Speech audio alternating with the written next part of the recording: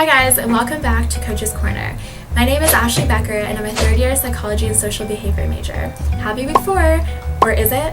Around this time, your professor should be talking about a wonderful thing called midterms. Yay! I know I sound excited, but like the majority of UCI, and perhaps college students everywhere, I kinda, sorta, a little bit dislike midterms. But thankfully, as a third year, I have some tips and tricks to help you get through these tests.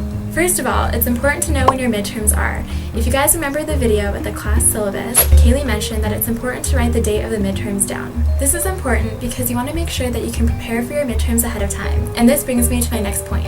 You should definitely avoid cramming for your midterms.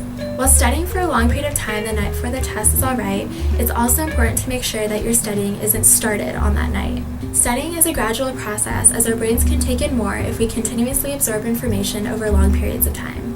Basically, start studying a week or so in advance to make sure that you can remember everything.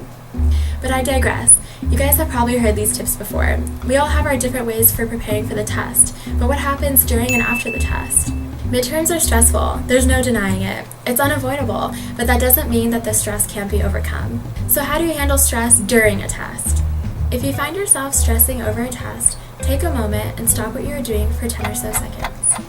I know it's hard, but take those 10 seconds to put your pencil down, close your eyes, and take a deep breath. This momentary break can often get you right back on track with getting through the test. So what about stress after a test? The stress of the midterms often don't stop when you leave the class either.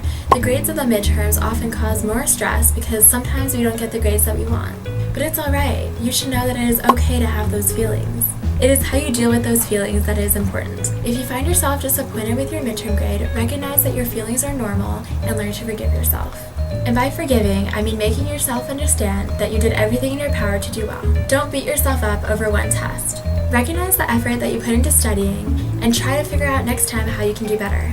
You'll be taking many midterms throughout your time here.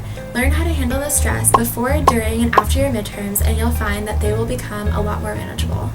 Anyway, that's it for this week's episode of Coach's Corner. Good luck with any tests you have coming up, and we'll see you here next week. See you guys later.